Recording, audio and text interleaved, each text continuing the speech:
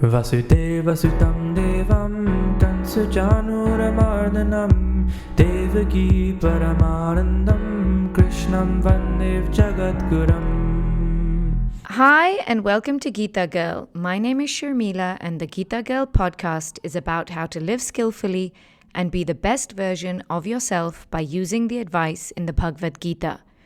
We will be simplifying and learning how to apply these lessons in our daily lives to optimize the outcome in any situation.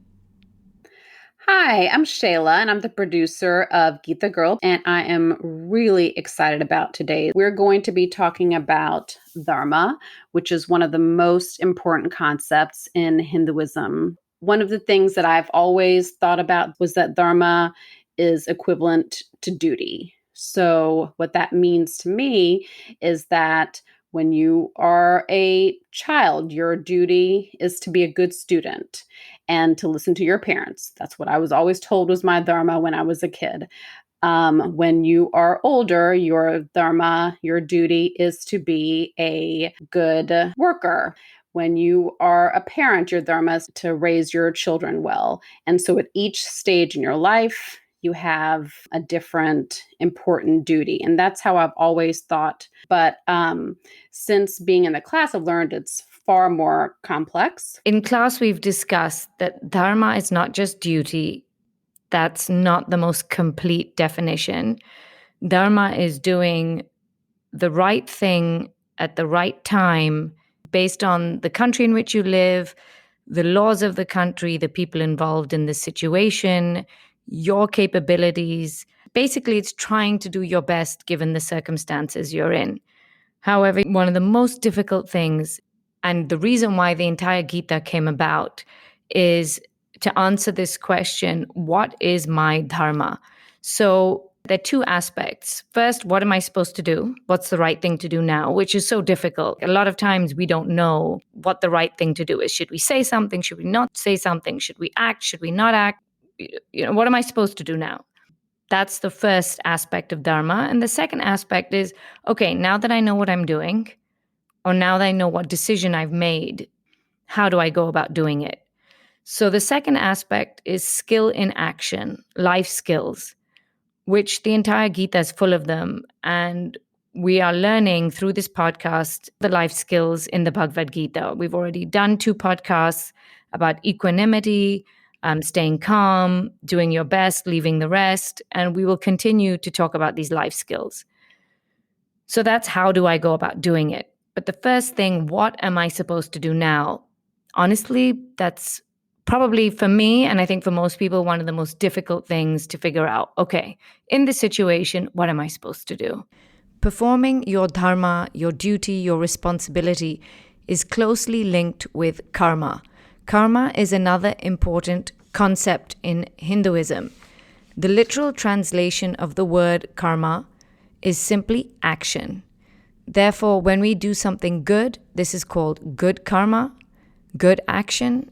And when we do something bad, this is called bad karma, bad action. And performing your duty to the best of your capability is creating good consequences. And that either good consequence, or if you haven't done your dharma and generated bad consequences for yourself, if those consequences don't come to you immediately, they will come to you in the future. This is how karma works. And we will be dedicating several upcoming podcasts to discussing karma. Reincarnation is another big concept in Hinduism. And what Hindus believe is that when the body dies, the soul continues its journey of evolution. And when the soul enters another body, another lifetime, it takes its karmic account with it. So one's karma that you're creating in this lifetime and in past lifetimes, if the fruition hasn't come in this lifetime, it'll come to you in the next one.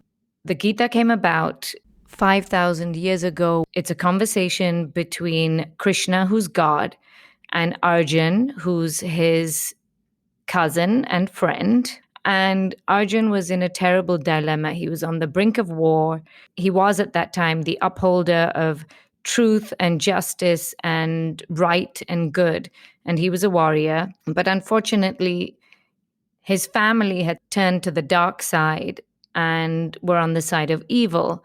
And he was all teed up to fight them in the war. The battle cries were about to begin. But when he saw on the opposing side all the people that he loved, his teachers, his gurus, his great grandfather, his uncles, his cousins, even though he knew they were on the side of evil, and he was fighting on the side of good, and God himself was Arjun's charioteer, God himself was advising him to fight in the battle, he couldn't do it.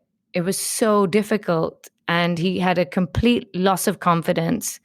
And he put down his weapons. He said, I've changed my mind. I no longer think this is the right thing to do. How can I kill my own family? How can I destroy them? And the whole of the Bhagavad Gita is in 18 chapters and 700 verses, Krishna advising Arjun on what the right thing to do is. The first word in the entire book is the word dharma, which means duty, but more than that, doing the right thing at the right time in the right place, given the circumstances. And the last word in the entire book is mama, which means mine. So the entirety of the book discusses my dharma. What on earth am I supposed to do next? And because each circumstance and each individual is different on this planet, all of our dharmas are individual. However, the Bhagavad Gita, it's almost like an operations manual that gives us guidelines which we can follow to determine first what we should do, and then secondly, how do I go about doing it? Ami, who is a student, brought up such a brilliant question in class about dharma, a very, very difficult and complex conflict about what the right thing to do was. And I thought it was just a great example of how we can figure out what our dharma is. I'm very excited to hear Ami's story, particularly because she is a friend and a member of our adult Gita class, but also because she is talking about a very relevant dilemma right now. She's married to a frontline healthcare worker who worked during COVID, and I think her example is an incredibly compelling one. Yeah, and I think we're all going to learn from this great real life example. So here we go. Jai Shri Krishna, Ami. Jai Shri Krishna, Sharmila. So you asked a really great question in class. Why don't you repeat the question? Sure. So thank you, first of all, to invite me to do this with you, because I think it's going to be a wonderful discussion. And being in your class has been very enlightening in many different ways. And I take away a lot of things that you say and put them into practice as best as I can. So thank you for being a great mentor. Thank you, but I have to correct you. I don't say anything. Lord Krishna says it all. And I just want to clarify that I am very enlightened by having such a smart lady like you in the class. So thank you for being there and helping me on my journey too.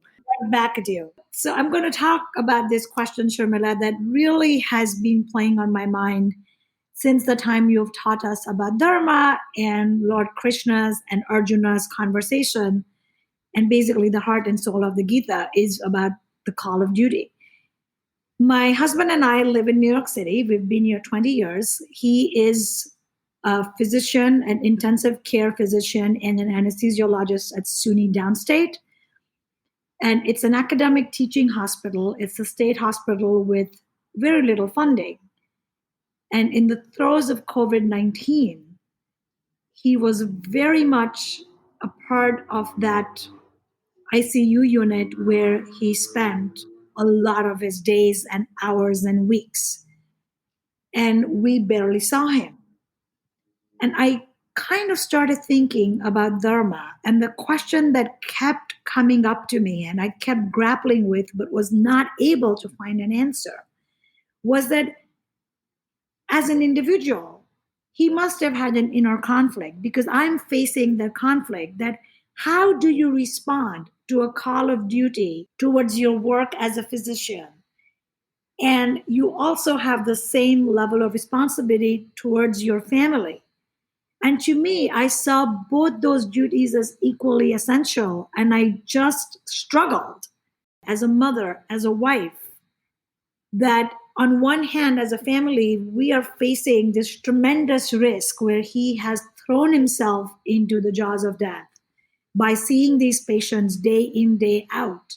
And on the other hand, he's chosen to respond to the call of duty and really adhering to the Hippocratic oath that he took, that he will do everything that is needed in his call of duty to serve these patients. And that's the struggle I have to really understand that when both duties are equal, how do you navigate that? I can't imagine how gut-wrenching it really must have been for all of you to have your heart in your mouth every day seeing him go. In the Gita, Arjun had a distinct choice between good over evil, right? It was much more clear cut. Now you're thinking, okay, what about my duty to my family who are wonderful? And of course, I have responsibility to, as well as my job, which I have to do because I'm a doctor. So, what was fascinating and also very uncomfortable to hear was that there were colleagues who did not want to work on the front line. So I, as a wife and as a mother, I immediately felt that, why are you putting yourself out there? Others are Right. no, why are you doing it? And my husband's response was that on principle, it's not ethical for him to do something which is wrong because he signed up for this. He is an ICU physician. His first duty come towards making sure to provide the excellence of care in a hospital which is primarily serving the poor, and who's going to take care of these people who need it the most. So that became a very difficult decision for me to digest, though in my heart of hearts, my integrity and my conscience knew that it is right, but to really accept and live with it and having the fear that what if he doesn't come home? And the stories that I would hear and read in the papers was very, very challenging to comprehend or even accept what was going on. And sometimes we think, what if my husband's wrong and everybody else is right? Right. That must have run through your mind constantly. And did any of his colleagues in the hospital or anyone, any of his peers, maybe in another hospital, were any of them in danger or caught it? Yes. One of his closest colleagues passed away because of COVID. Oh, gosh. My husband worked with him very, very closely, and he saw that happening. And the night he died, my husband had seen him in the morning and he was monitoring him very closely because he was on service in the ICU that week. And that was emotionally very hard. And there were nurses who were dying. They were seeing bodies drop by the hour. And often my husband would come and say that there would be situations where by the time the code 99 was called, and as an intensivist and an anesthesiologist, I was asked to go. And by the time I gowned up and got ready, the patient was gone. When I would hear these horror stories, it would worry me. And the more articles I read in the newspaper and the articles about his hospital, where ICU beds were separated by duct tape, lack of PPEs, was really frightening to have a spouse go through it. And I had nowhere to look. I had no solace. It was very difficult to try to make sense of anything or to even reach out to someone to talk about that inner turmoil that I was going through. I can't even imagine. And so you ask an incredible question. When it comes to a choice where both your responsibilities, you feel they're equal, one to your family and one to your job, which one takes precedence? Dharma, as you know from class, means doing the right thing at the right time to the best of your ability, given the situation you're in, the people involved in that situation. Basically, the best thing you can, given the circumstances you find yourself in. But this one's a tough one. This one's really, really tough. And so Dharma is actually from the Sanskrit word dhri. And dhri means to uphold. So the concept of Dharma in Hinduism and in the Bhagavad Gita is anything which upholds or sustains the positive order of things. anything that upholds the welfare of the world order in the best possible sense is dharmic, is dharma. And anything which brings down or erodes the positive order of things is adharma, meaning the opposite of dharma. It's the thing not to do. So a great way to figure out what is my dharma in such a difficult dilemma as this is to think, if everyone in my situation did as I do, what would happen to the positive order of things? So Samrat, your husband, he had this choice in your mind and in most people's mind, including my own. I'm choosing between my job and my family. But if he thought to himself, well, if every ICU doctor in every hospital during this pandemic was to excuse themselves and say, I'm not comfortable, and recuse themselves from their responsibilities, what would happen? So what do you think would happen? People wouldn't get the care they need, and things would get worse. And also, like, I think, how would you live with that guilt after turning it down and saying it's not your responsibility when you signed up to do that? Well, Krishna has a whole bunch of things that he says about the fallout from adharmic, the opposite of dharmic activity, which we're going to talk about. But I'm thinking that if every ICU doctor recused themselves from their responsibilities, it would be apocalyptic. And in such a situation, yeah, he could have stayed home and looked after his family. But the truth is that if he did that and every ICU doctor did that, and COVID was allowed to run completely rampant, and one of you got sick, Samrat, as an ICU doctor, could only do so much for you at home. Right. And if one of you were to go into the hospital in the ICU because you needed that care, who would be there to look after you? Right. So a great way to look at it is that he's not doing his duty at the expense of his family. Samrat is doing his duty in order to protect his family. Because in Bhagavad Geeta, chapter 3, verse 21, Krishna says, whatever a great man does, when he says man, he means man or woman. Whatever a great man does, the same is done by others. Whatever standard he sets, people follow. Right. And Samrat's a great man. So I just think that, it's the hardest thing when you're in a marriage and you feel your spouse is not putting you first, right? Because you're a team. You're supposed to be teammates. Right. And your family's supposed to come above everything. But it's the hardest thing to feel that, wait, my spouse is not putting me above all else. That's a big betrayal. It leaves a hole in your heart. But according to the Gita, doing your dharma, you do it for everyone, including your family. And more than betrayal, it was more about the fear. The fear of losing him to the disease, and the fear that he was so exposed to all these patients day in, day out, 7 days a week. There were days when he did a continued 2-week shift in the ICU. The living with that was the hardest part. Picking up the workload of running the household was not as much, but living with that fear to just worry that what if he gets it? Yeah. And that's a very real fear.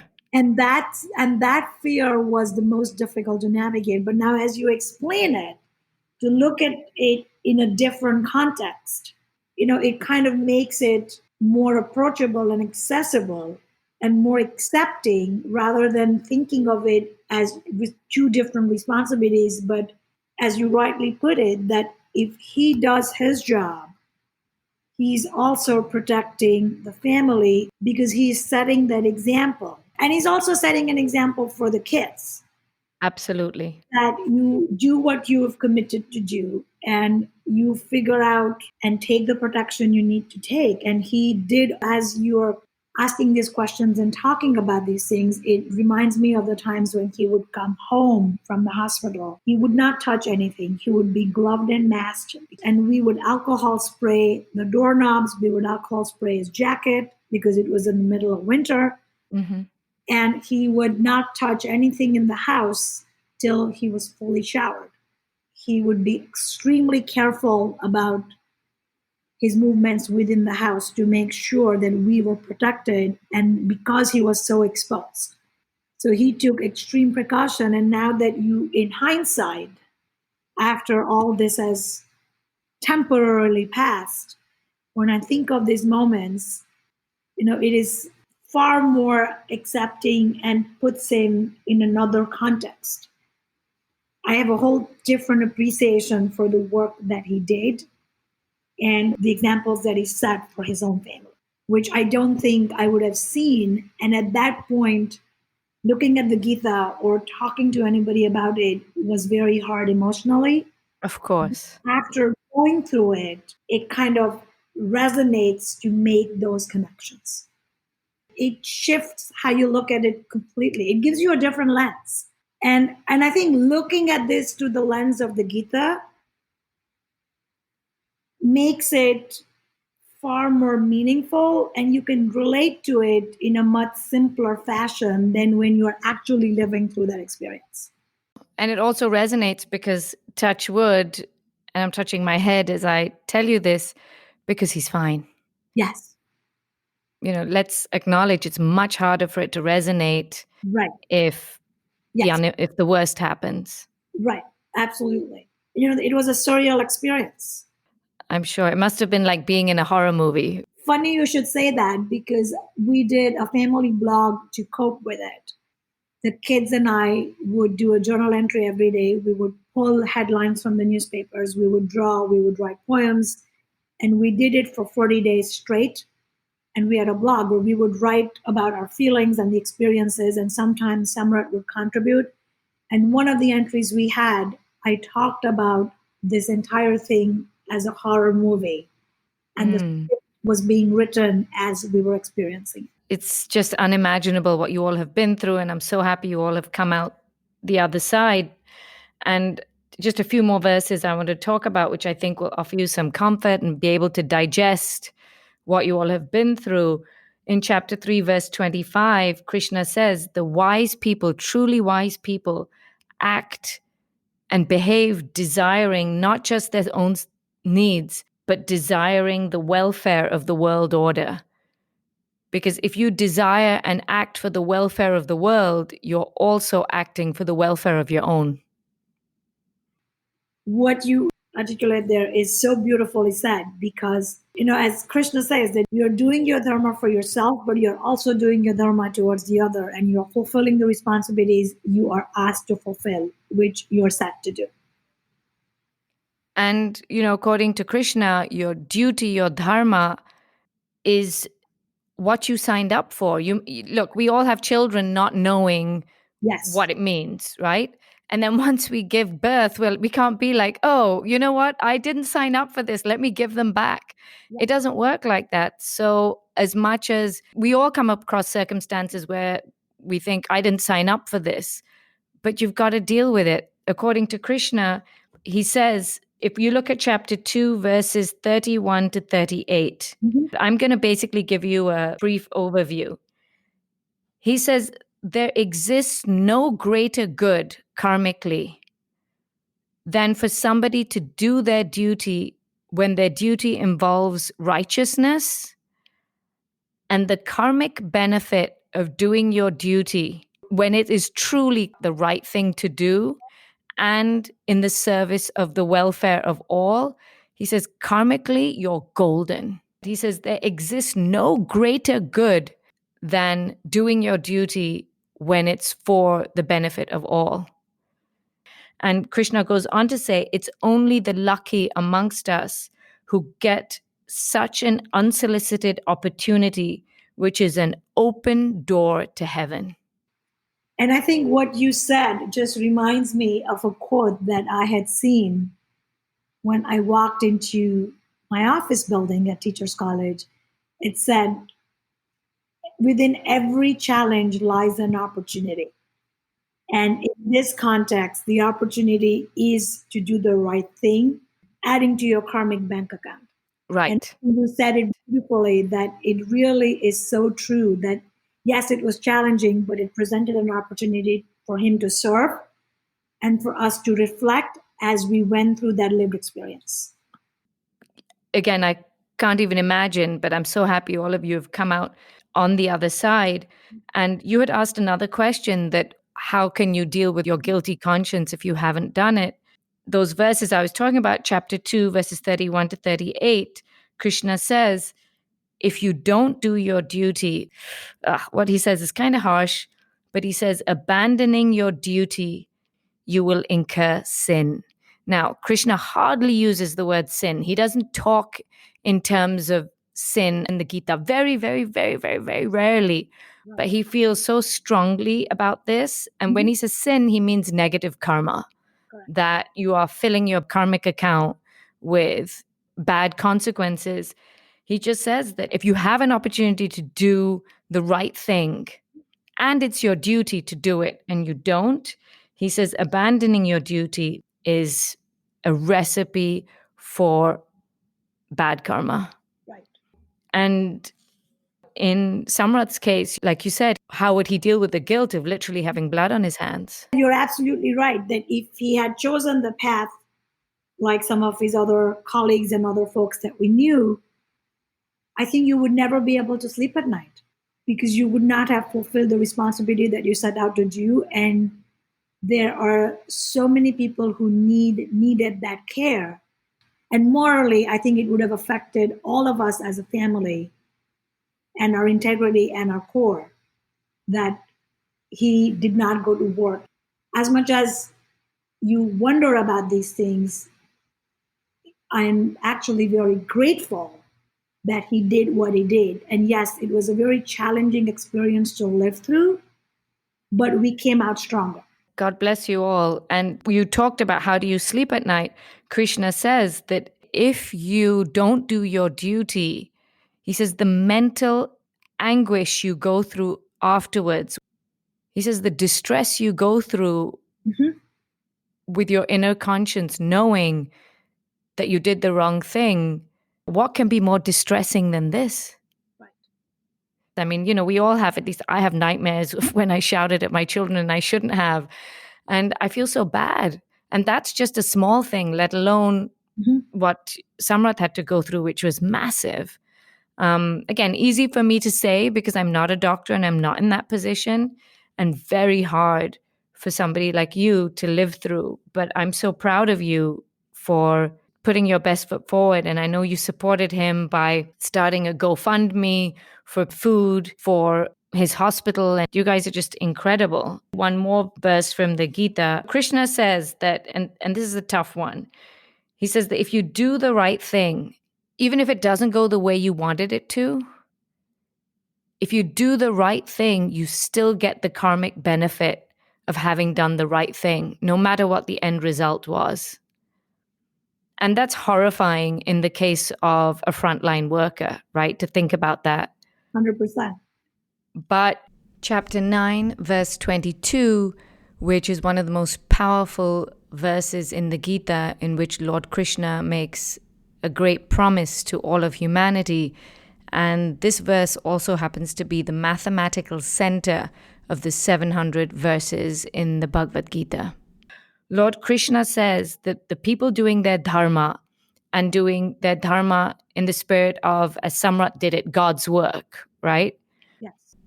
Truly doing what was right in the spirit of upholding the welfare of the world order. Krishna's God, he says, I myself attend to their wants and needs and provide them with security of what they have. So he says that karmically, if you do your dharma, even if it looks like the worst, he says that he has your back always. All of you did incredible positive karma. And we all as a society owe you such a huge debt, not only because I personally did not have to go to hospital, but I do know friends and family members who did. But because of people like Samrat, if it wasn't for people like him, I don't know what could have happened. Yes. And I think you certainly highlight a very crucial point that because of all these frontline workers who did their duties, who showed up to work no matter every day by day for hours, it created pathways for curbing as much of the disease as they could. And as a result of all those frontline workers, not just my husband, New York State is where it is today. Right. If those folks hadn't put in the work, hadn't done their dharma, we would not be enjoying phase 4 reopening. Right. Samrat, he did his dharma, but he did not just create good karma because of the people he helped. He created good karma because of the ripple effects are tremendous of what he did in terms of curbing the spread of this. So all of us as a society owe not only your husband, but every single frontline worker a huge debt of gratitude. Your husband is a titan. I mean, think about it. Because as much as you were scared, I'm sure he was petrified, but he still managed to do his dharma and do his best despite it all. And God bless him. It was a roller coaster ride, but we got through it.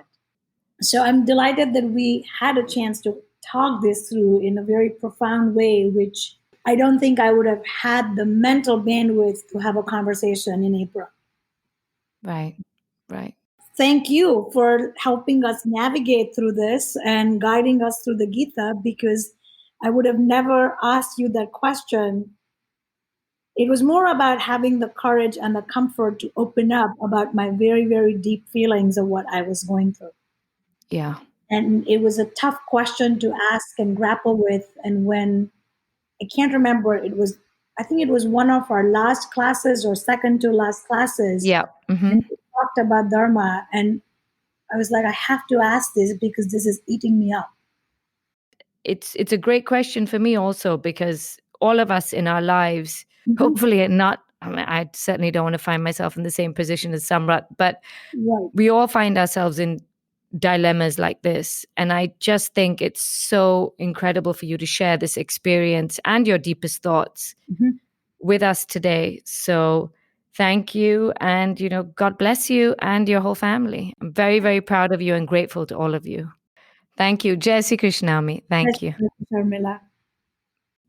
That was such a great conversation that you and Ami had. I think it really was a perfect example of Dharma and what is our duty. When I first heard Ami's question during our class, I thought, wow, this is a very challenging question. I would love to see how Krishna responds to this one. This is an incredible quandary. There's no way there's an answer to this, because how can you choose between my family and my job? It's impossible.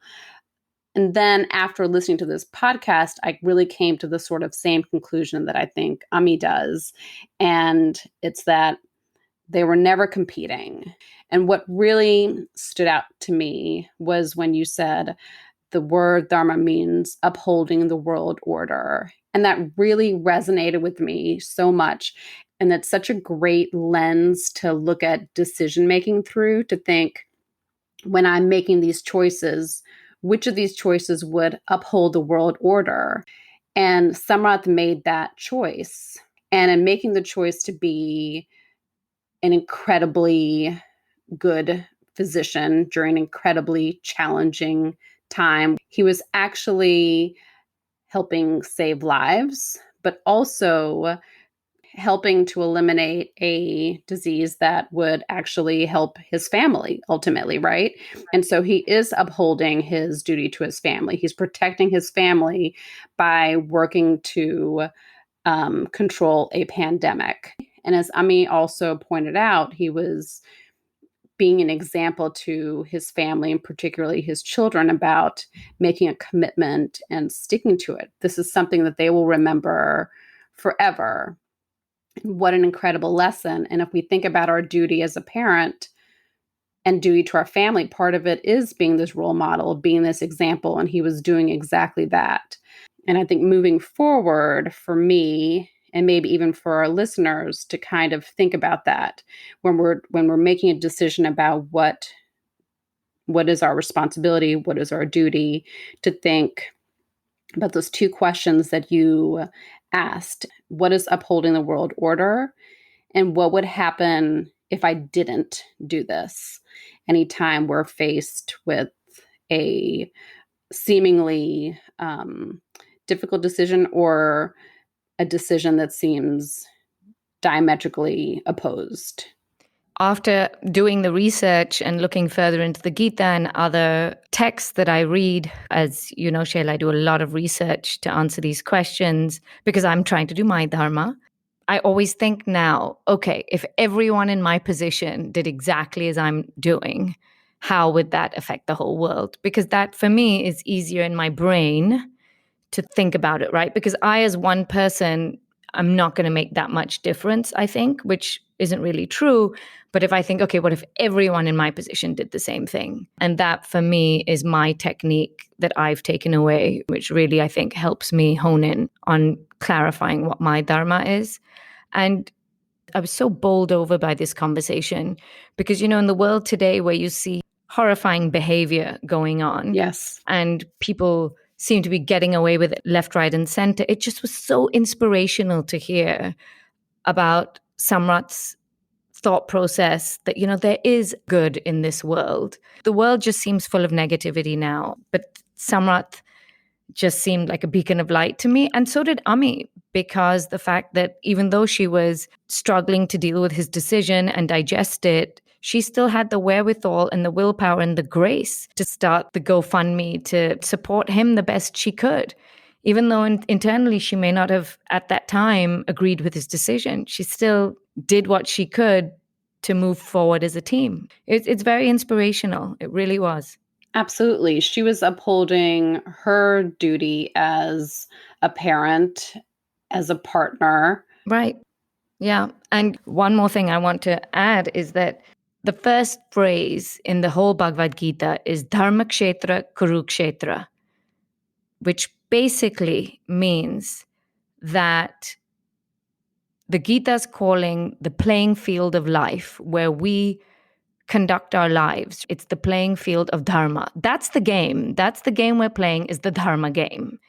So within the field of Dharma comes our battleground.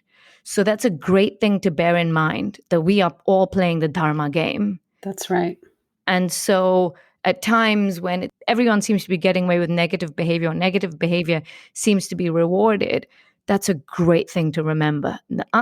We are playing the Dharma game. So deciding your path and your actions according to Dharma will ensure that you win the game.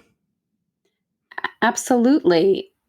Arjun was in a literal battle.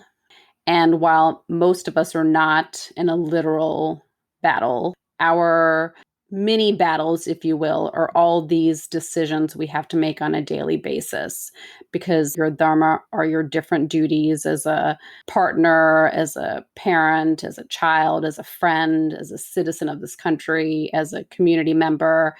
And there are always opportunities for choice. Yes, the mini battles that we're fighting, they're all on the field of Dharma. That's our playing field. And I think that's just so brilliant.